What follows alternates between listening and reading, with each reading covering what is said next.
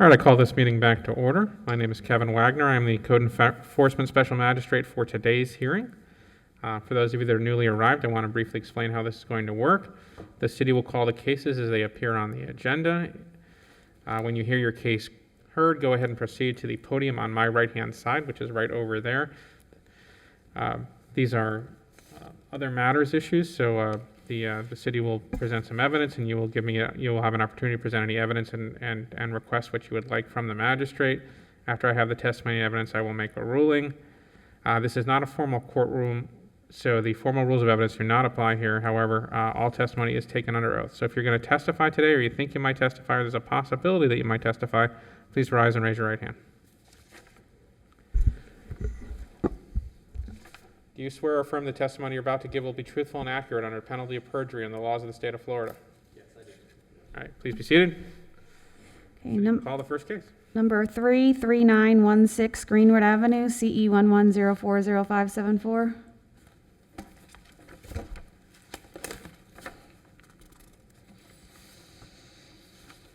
Sir, can you tell me your name, please? Good afternoon.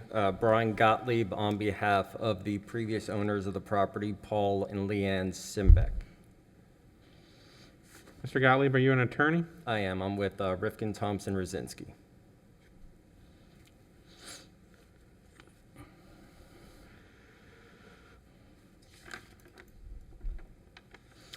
Mitch Bozeman, Code Enforcement, case ending in 574-3916 Greenwood. Date ordered 7/6 of 11, fine started 8/9 of 11. Are in for 834 days. Total is $41,700. Fine is $50 a day. Date of compliance 11/20 of 13. This is not the current owner. This is the owner at the time that the violation existed. Actually, as it says in the application, they walked away from the property in 2013. Under their ownership, the property was cited 26 times prior to them walking away, and existing past them was the chronic nuisance case where we had to manage it for over 3 years after they walked away from it. For mitigation, they wrote down several things. One is they didn't know. We've already checked. Notice was proper. Also, they blamed the tenant for damage. As magistrate knows, the owner is responsible for any damage by their tenant. And any damage on the inside wasn't anything that was actually cited or fines ran on. Our understanding is the only reason they're even resolving this now is they're trying to sell another property outside the city, and it has cost attached to that. The city is asking for 50%. Mr. Gottlieb? Thank you. Pretty much what he said is factually accurate. The only things that I would like to add are a few. The reason why they walked away from the property is they were having so many problems with people dumping material and trash that they kept cleaning it up, and it kept happening again. So they were spending all this money at that period of time and said, okay, we're going to give it back to the bank. The foreclosure was filed January of 2012, and even the last fine was sent out on February 4, 2012, which was $369. We're talking about fines that were hundreds of dollars, and now they're thousands of dollars.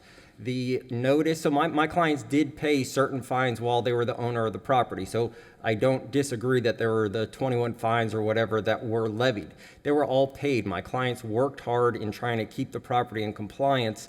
The only issue was each time they got it in compliance, more stuff got dumped on the property. There were more issues with it. So while they do have a duty to maintain the property, which they were doing, it just became too much, and that's why they worked out the arrangement with the bank that the property got foreclosed on, and then they left the property. A few things that I would like to point out is the notice, and I don't disagree that it was necessarily sent properly, but it was sent to the property address, which I'm sure that's where all the notices get sent to. The last notice was sent after the foreclosure was filed. They had already told the bank they were giving up the property. They didn't live in the property at all. So it is our contention that we did not receive the last fine that's still outstanding. And as I said, numerous fines were paid while we owned it. It's just a matter of knowing of this last fine that it turned from, I think, $369 now to this $41,000. So I think that's unreasonable to have my clients who did And I'm not saying the property was compliant full-time, that's why there were the fines, but they worked and they paid for the fines, they cleaned up the property, and when it was too much, they couldn't take care of the property because of people in the neighborhood continuing to dump on their property, they got rid of the property. They haven't owned the property since, just to give you a little history of title, since 2013 is when the certificate of title was executed for the bank. So since November of 2013, they haven't owned the property. The property was sold thereafter on January 29th, 2014. There was a title policy provided for that sale, which excluded these fines, so the fines are still attached to the property itself. And my clients do not believe that they should have to pay this exorbitant amount of interest when we're talking about a small fine that was in place at the time that they didn't know about. If they knew about it, they would have paid it. Again, the last fine was $369, and now we're talking about $41,000. So we are trying to sell another property within the state, and that's why it came to light, because that title company found it and said, here's an issue, and that's when they first applied to get this taken care of. Now, they did have a previous attorney on this that I just want to point out. He sent in an application a while ago, and just nothing ever happened with that. So this is just my clients now following up, in essence, on why nothing happened there, and it looks like the attorney didn't maybe send in the proper forms. I'm not 100% sure why that didn't go forward, but they have been actively trying to do this, and that's why they contacted my office when the other attorney was unsuccessful about getting any movement. So let me see if I can understand the timeline a little bit better here. So the property was sold, or at least transferred to the bank on November of 2013. Is that correct? Correct, yes, sir. Okay. So when was this last code adjudication? It looks like from my search of the records, it would have been February 4th, 2012 of $369.63, which was the month after the foreclosure was filed, which was January 12, 2012. Magistrate, what he's speaking about isn't actually fines, those are abatement fees, Oh, abatement fees. abatement costs. Okay. For so some how of the does- how does 26 cases and the chronic nuisance case. Well, where the let's city talk abated. about the 41.7. How did the city arrive at 41.7? $50 a day for 834 days. The fine started August 9th, 2011. Date of compliance was November 20th, 2013. All right. So this fine was assessed from August 9th, 2011 Yes, sir. through when? November 20th, 2013, So we're talking which about would be when the bank finally did get ownership. I'm not disagreeing with when they told the bank to take the property back, but it was actually still their property and their responsibility until that title transferred.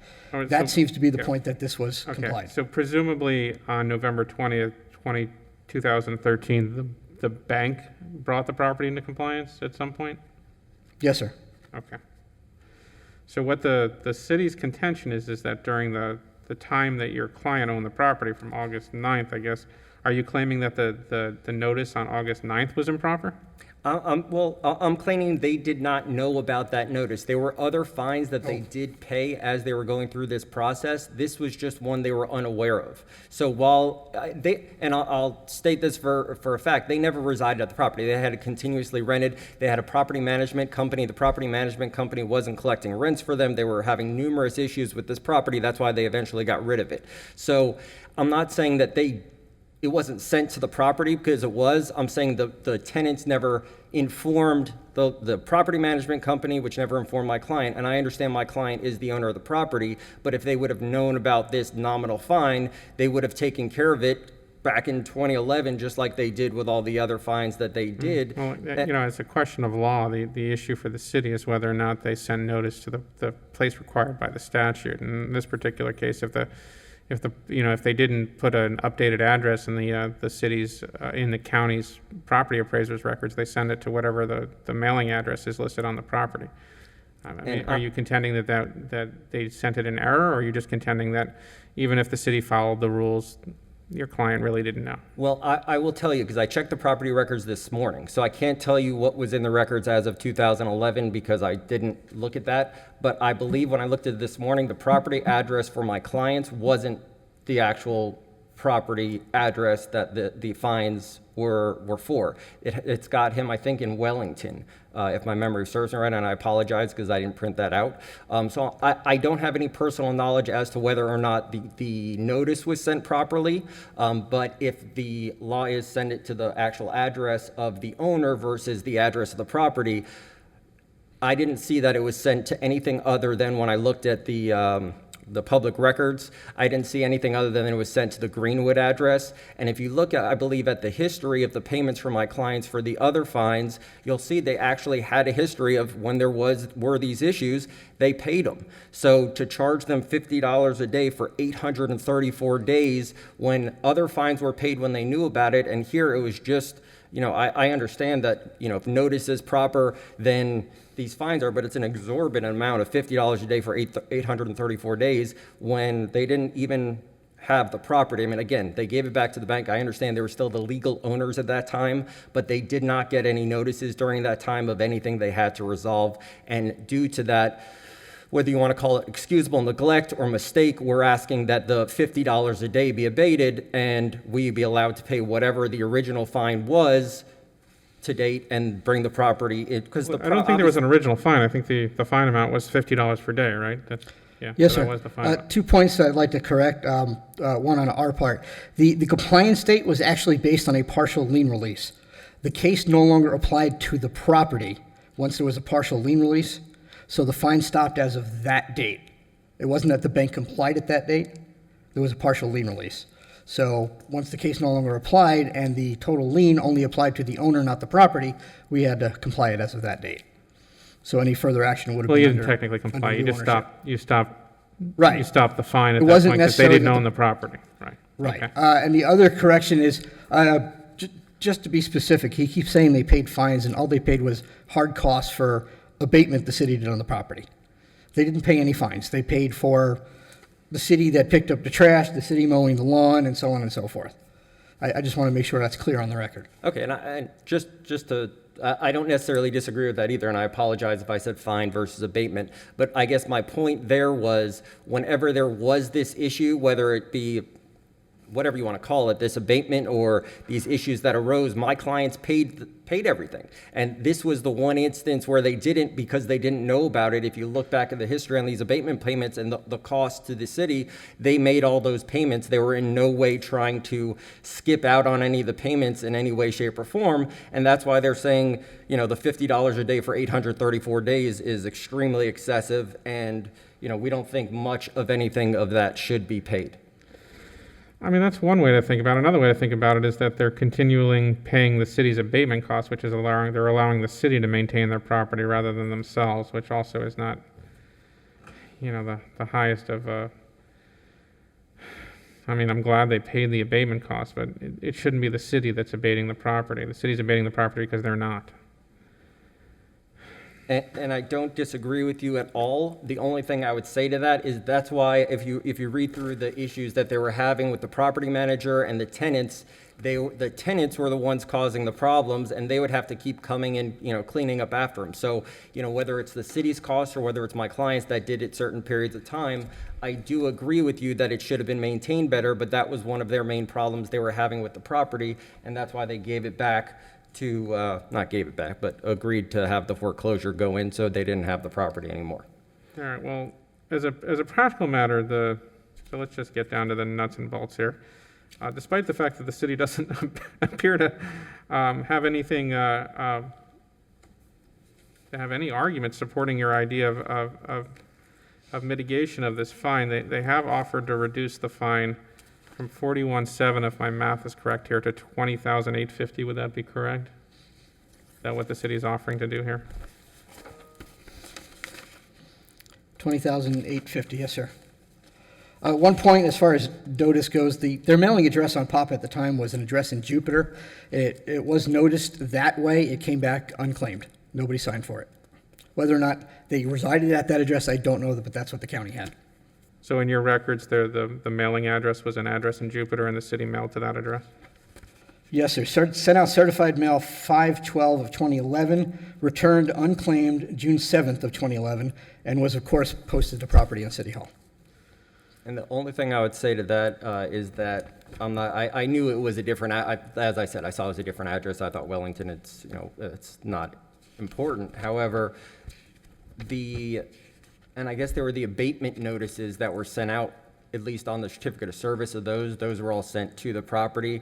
I have no knowledge from my clients that they received the thing that was sent out certified mail. Obviously, if it was returned, they didn't, but they had, again, it goes to their notice, and they just didn't have notice of this $50 a day for the 834, and even reducing it to Well, I mean, $20,000. I think we all understand that the city's requirement is to provide notice in a particular way. Whether or not your clients received it is actually, Understood. I mean, as a moral issue, it's important, but as a legal issue, probably not so much. Sure. And on that, it just seems extremely excessive to have even $20,850 in these fines when the property was being maintained, went into foreclosure. They had this, the foreclosure. Make me an offer. Excuse me? Said the city offered $28.50. Make me an offer. $2,000.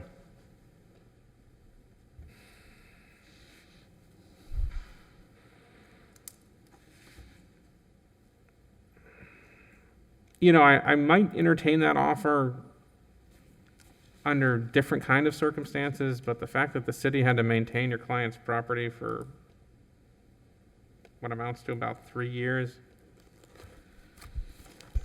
that seems a little too low to me. Could we do 2,500? Let me see here. 41. So the number we started with was what, 41.7? Yes, sir. The city's offered 28.50 and you've offered 2.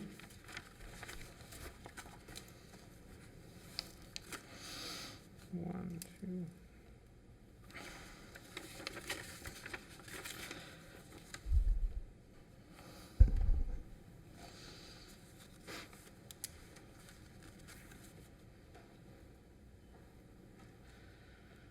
I'll tell you what I'm willing to do. I'll cut the city's offer in half to 10,425. Payable within 60 days. Any chance we get that lower? No, that's about, I mean, considering I'm sure the city's probably seething over there that I did this, but I'm trying to cut your clients a little bit of slack in this environment, but coming away with 10 out of 41, I think is a pretty good deal. All right, and I apologize. I didn't hear how many days you said? 60. 60. And I'm sorry, what was the amount? 10,425. Magistrate, can we verify that they can do it within 60? Because we're certainly willing to give more time. We don't want to You need revisit more time? this. That I would have to confer with my clients. If you are inclined to give more time, I would take more time just because that would probably allow them to Just to sell. save you the trouble of coming back here, let's make it 90 days. Thank you. I appreciate that. All right, I appreciate your time. Sure. Here's a copy of the order. Thank you.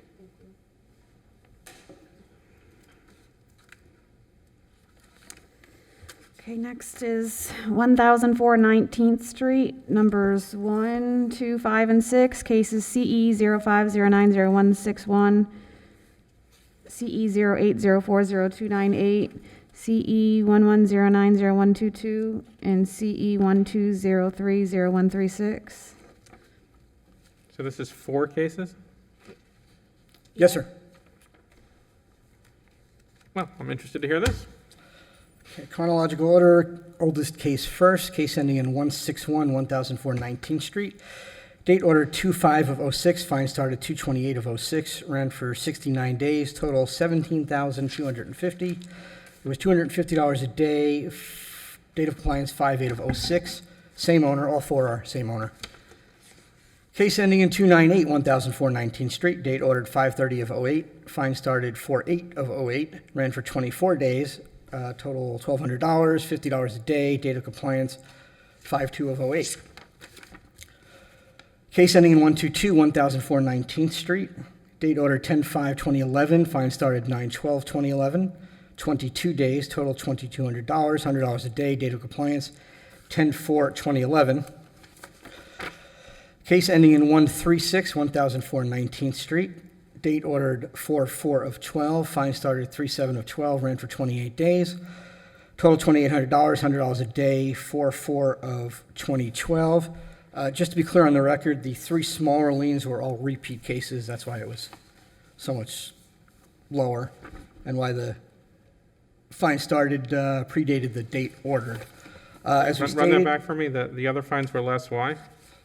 they were repeat cases. The fine started prior to the date ordered, and it was complied Oh, okay. pretty much at the same time as the order. Yeah, date order 10/5/11, date of compliance 10/4/11, because it was a repeat fine. This is all the same property address? This is all the same property. This is a little messy, huh? Yes, sir. Okay, as I said, those 3 were for repeats. These are just 4 of 24 total times the property had to be cited under that ownership. It was clearly city managed. It was also managed as a chronic nuisance property for 5 years. The city's asking for 50% of all of them, and the city objects to any argument that someone else is responsible for this other than the current owner who applied for this lien reduction. So who was the owner at the time of the fine? The current owner is the same owner. It's been owned since 2001 by Floyd Sadie Trust and Vivian Miller. Floyd Sadie and Vivian Miller, trustee. Here. Okay, And your name, sir? I'm Michael Picar with Neighborhood Renaissance. We're under contract to purchase this property. So we're the agent. And just I'm sorry, sir, one more time. Your mask is kind of muffling you for me. We're the agent. Neighborhood Renaissance is the company I work for, a nonprofit here in West Palm Beach. My name is Michael Picar. And you, sir, work for a company that is managing this property? No, we're under contract to purchase it. Oh, so you're trying to buy this property? Yes. Okay. Okay. So I'll give you a little background on Neighborhood Renaissance. We're a nonprofit based here. We started in West Palm Beach. We're a community-based developer. Our board is almost 90% our homeowners that we built houses for in Northwood and people who live in Northwood and northern parts of West Palm Beach. We're found in So you 19 take homes, purchase them, and then provide them to people? Yeah, can I take this off? Yeah. Okay. Yeah, we started in Northwood as Northwood Redevelopment, doing business redevelopment back in 1992, and around 2000, 2003, Neighborhood Renaissance, they changed their name and started buying older homes that were in disrepair, foreclosed, and working with the city. The city would give them lots and they'd build new homes up in Northwood, like from 24th Street North. So you rehabilitate distressed properties Yeah, and we sell them at affordable as prices. affordable housing? Yeah, and so we've been doing that in Northwood. We probably did, I think there's about 65, and about 30 of those were new homes, and the other ones were total rehabilitation. It's your intention to do that with this particular property? Well, it's a bigger development than that. What our plans are, and we're working with the Housing Community Development Department, the city is giving us 4 lots on 3 different blocks along Tamarind Avenue, North Tamarind Avenue, to build 4 mixed-use commercial residential apartments that'll be affordable to households that earn 80% or less of the area median income. Okay. So So where does this property fit in? this one sits next to 1977, which we just purchased a few months ago, and the next house to the lot to the south is a city lot that at 1945 that they're going to donate to this development. Okay, and they're also donating lots between 22nd and 21st on the east side of Tamarind, and 1 lot across the street from this at the corner of Grant and Tamarind. So in total, we're going to build commercial space on the ground floor and community space up and down the block in these 4 sites that we're acquiring, and 42 units is what the zoning would support. So we are working to get funding through the state and from the city in order to finance the development. So that's kind of what we do. In the last 6 years, we've probably invested about $42 million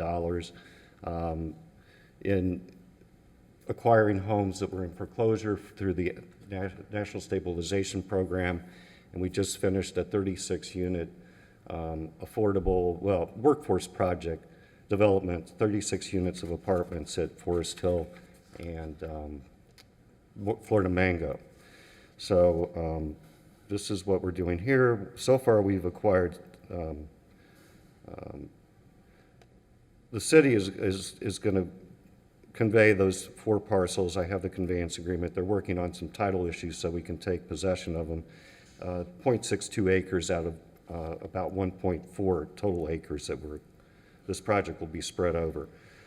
So yeah, the assembly that this one is adjacent to will support 11 apartments plus some commercial.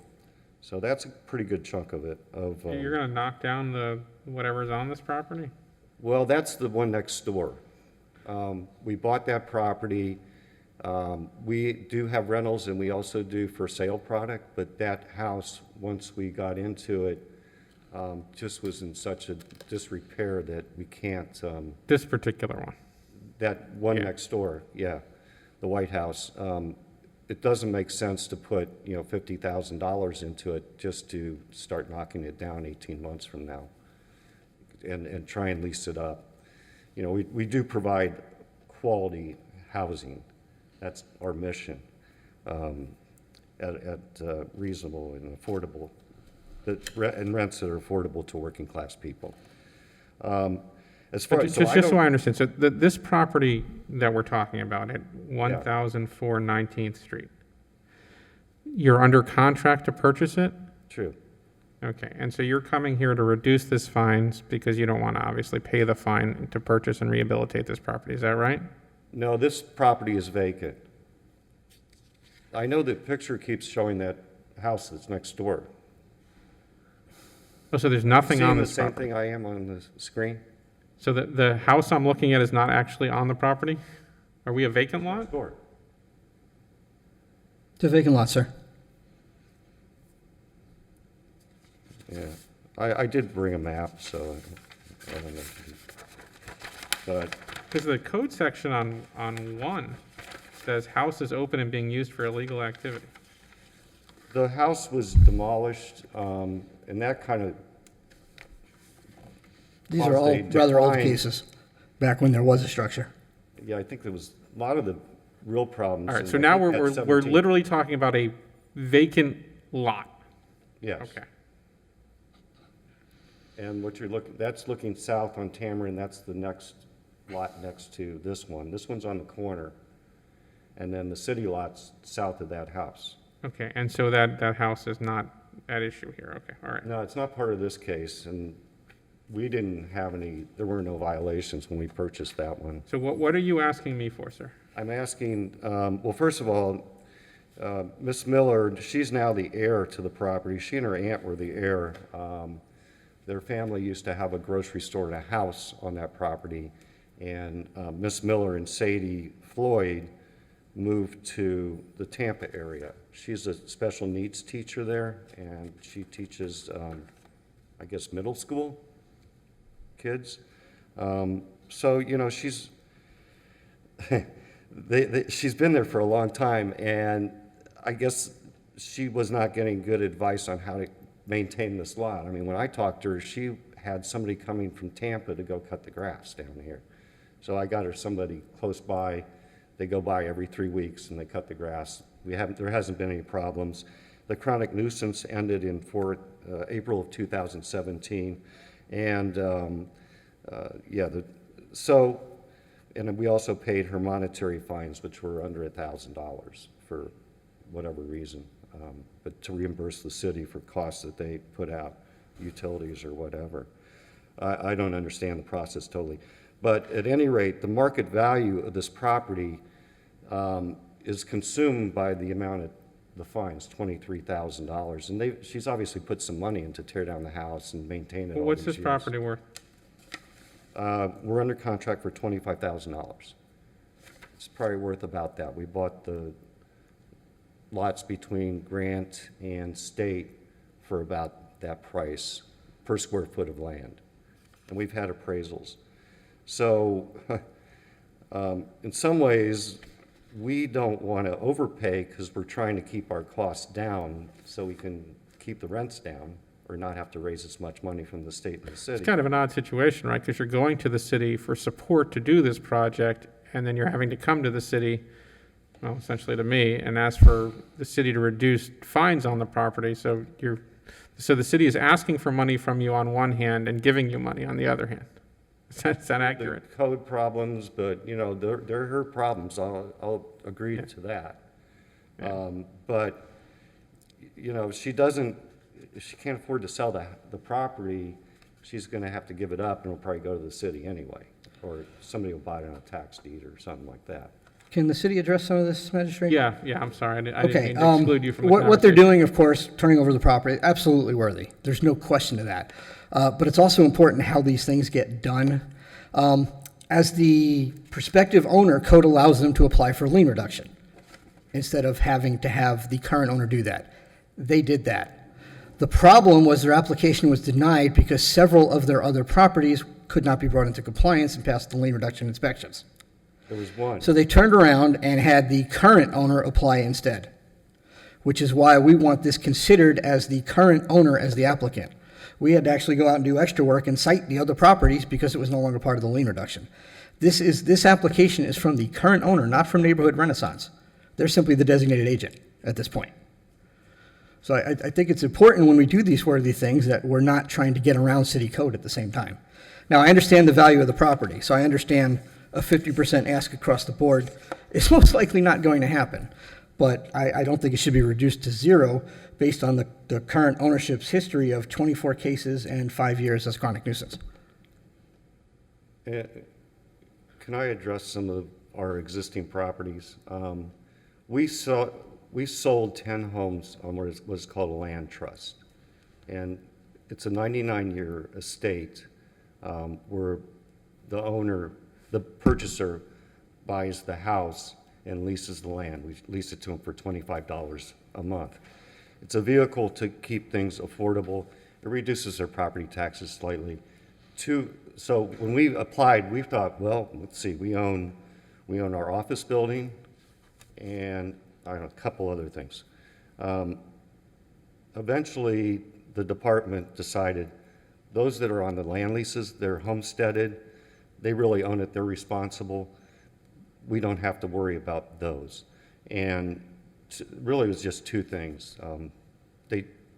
Fences without permits or permits that weren't closed out or something like that out of 9 properties. The other one is something that came back to us, and we paid the bank off so that it wouldn't go to an investor, and we were renting it now. And the issue there was the tenant kept the trash can on the driveway. They had some, I guess, construction materials in the back, and I didn't realize it when I drove by. They had put the shutters, the storm shutters up in the back, but they were off in the front. So when they told me they were going to do a re-inspection, I went over there, and it looked fine to me. It was trash day. The garbage can was on the street. Yeah, are there I any others that- don't want to relitigate your other issues Yeah, because I mean, I really don't want to do it. What is what would you be asking me for in total fine here for these 4 cases? I'd like it to be reasonable. I mean, she did do some bad property management, maybe a couple $1,000s, so that you can get some, you know, she'll get the net of what we're purchasing it for. I know the city's asking for half, but I'm just going to say it out loud. I don't think that's, considering the value of this property, I don't think that's gonna happen. This is what I'll do. In each of these cases, now, before I do this, I want a commitment from you that I'm never going to see this property again. It's going to be taken care of. Yeah. All right. I'll reduce each of these to $500 apiece.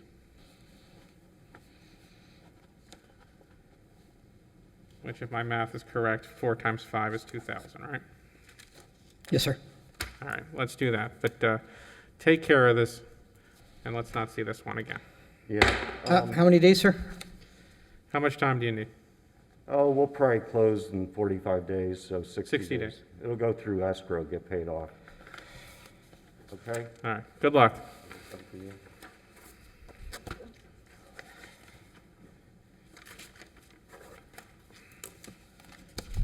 That's it.